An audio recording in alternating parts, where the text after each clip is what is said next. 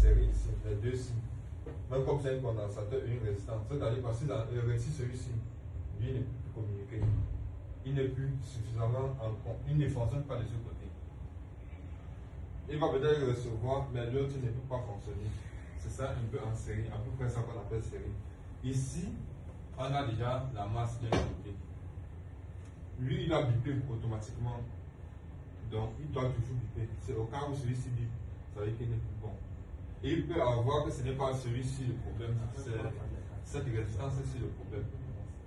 Maintenant, comme on disait, pour détecter qui est le vrai problème, on utilise la caméra thermique pour voir le fait des deux composants chauffent le plus. Si c'est lui qui est en max. Ou bien on utilise la colophane, c'est une bougie qu'on met pour détecter la chaleur. C'est avec ça qu'on détecte qui est. Et pour éjecter peut-être la ligne qui a poussé, on utilise encore le shot killer. Mais on met d'abord la bougie, la colophane, et on utilise le shot killer.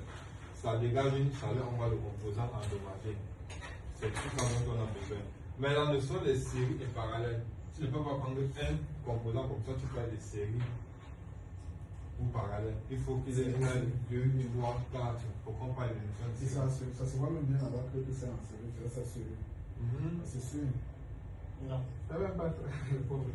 Non, je sens que c'est le Non, il dit le chemin, mon. je parle juste sur les deux-ci. Voici un